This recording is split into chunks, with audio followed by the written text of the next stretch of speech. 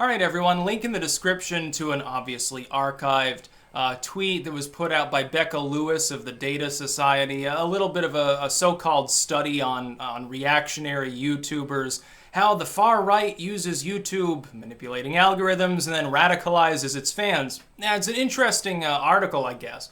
I like those little webs of people as much as the next person. But there are so many problems with the actual release itself that I figured I would weigh in on it, since I am indeed one of the 81 or something people that's named here. So according to the Data Society, I guess, I'm a far-right reactionary YouTuber. Now, I would like to ask Becca Lewis, and if you're inclined to debate the point, it'd be wonderful. What specific far-right reactionary views do I have? Is it my anti-war rhetoric? Is it a belief in topical border security? Is it the fact that I'm pro-gay rights, pro-women's rights, that I don't want to see billion-dollar corporations censor people? Where's the reactionary sentiment here? I'm not exactly seeing it. It sounds more like cosmopolitan classical liberalism, but I guess it passes for reactionary rhetoric if if you're talking to people with pink hair maybe or something. Otherwise, I'm not seeing it.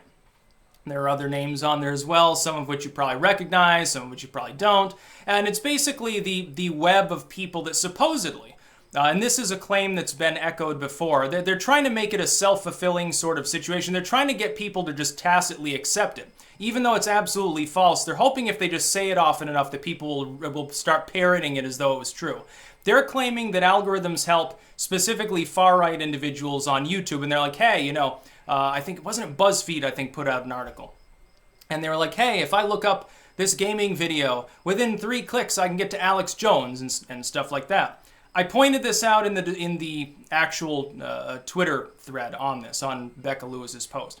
If you were to do the same thing, and you were to look at any 80 randomly selected left-wing, we're talking liberal, social justice, where it doesn't really matter, individuals, who nonetheless were against censorship, you would get the same result. The algorithms on YouTube hook things together according to how they relate to one another. My channel, which is not even on the ideological right wing of the spectrum, I'm a libertarian. If you're talking to me about guns and taxes, okay, yeah, I probably look far right. On most issues, I'm probably considered a leftist. I get criticized by people who actually call themselves identitarians for this reason. If you look at it that way, these people are connected by one common theme. All of these people, and there's a broad spectrum of beliefs. Some of these individuals are indeed identitarian or white nationalists.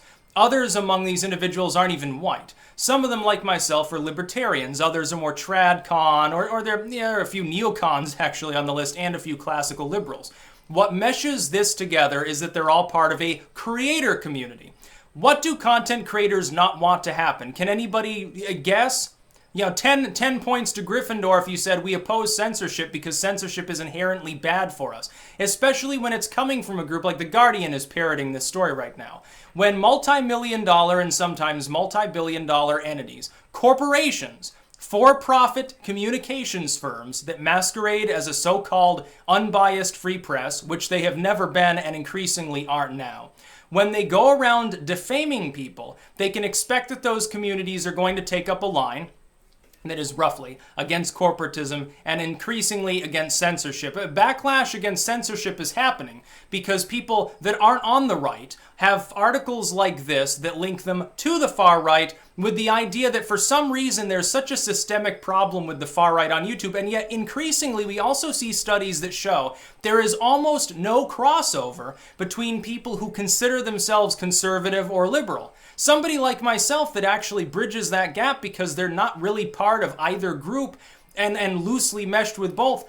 People on the left are going to look at us and say, well, you're in the far right. Look, you're not part of our cloud, our echo chamber on the left. People on the right will look at you and say, well, you're far left. Look, you're not part of our right-wing echo chamber. You're a cuck or whatever. I've been called that. I've also been called a Nazi. Well, which is it?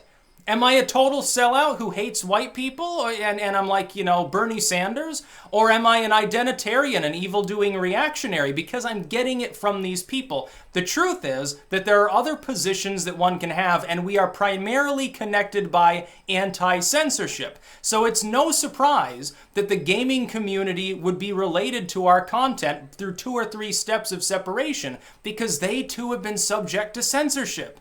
That's the only real connection there. It's not that the gamer community is overtly political. It's not that the political community is attempting to manipulate algorithms for popular gaming tags. It's that we're weighing in on some similar issues, more than just background static. You would expect somebody's got a cosmopolitan sense of the world, a lot of different things that they're interested in.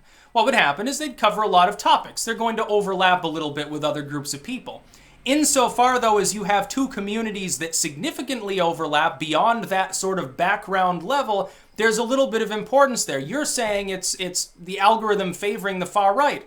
I say it's because some people that you identify as far right, not all of which are even on the ideological right, again, like myself, or someone who's basically a liberalist, like a Sargon of Akkad. Yes, he's total reactionary. Totally alt-right, dude. Yeah, he's going to be the next Mussolini. This is nonsense. The problem is, when these outlets, craptivist groups, corporate media, other groups, politically partisan in some cases, mostly it's really about money and competition. It's not about politically partisan motivations. When these groups weigh in, more often than not, they get it totally wrong because they're not part of these communities. So let me assume that this isn't just a deliberate smear job by its author here. I am telling you that the pattern that you're seeing, where there's a great deal of algorithmic overlap between the people that you're looking at in the gamer community, would be almost certainly replicated if you looked at the same number of people on the left who indeed overlapped. Look at the Young Turks and Kolinsky and some of these others. Create a web of similar structure with people with similar audiences and similarly left-leaning.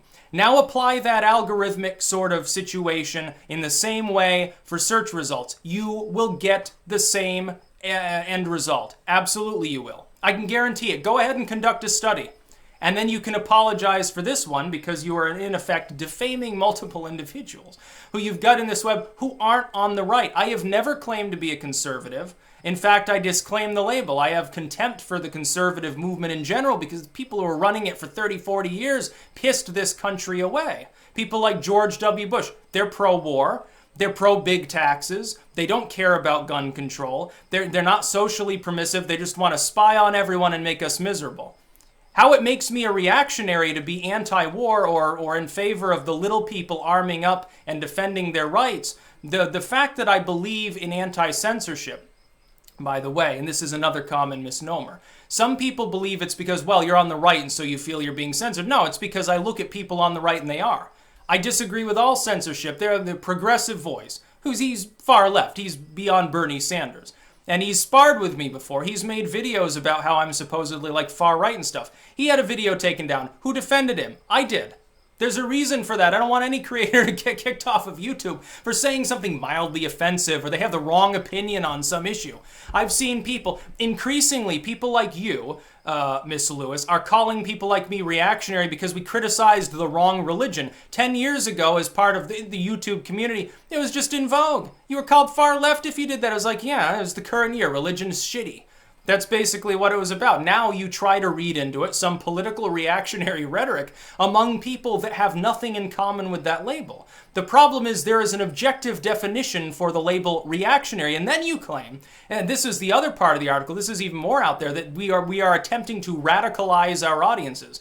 If a person were to listen to what I say, and they were to take it very seriously and mold and shape their own view after, which I completely deny the ability of YouTubers to be quite that effective. Yes, there are people who will emulate some of our beliefs. Ultimately, though, we're not forcing anybody with propaganda to believe in certain ways. We're just talking about things. We're doing the same thing as the nightly news, only we tend to be more anti-war, anti-censorship, and less in favor of trying to control people. We're less authoritarian, more libertarian in spirit.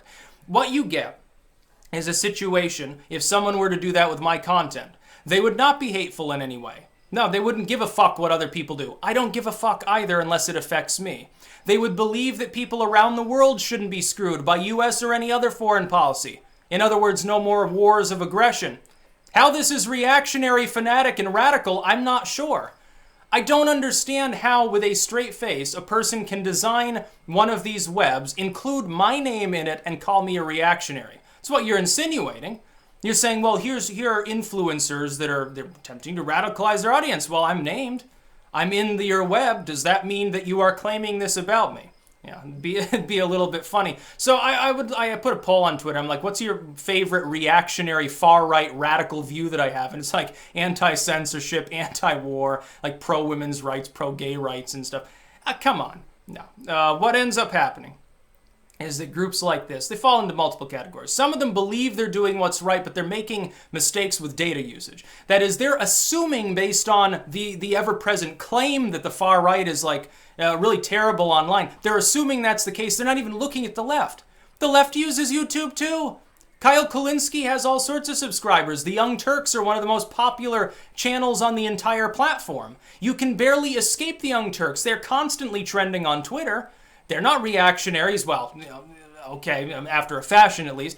Zhang certainly has some views that are rather out there, I would say.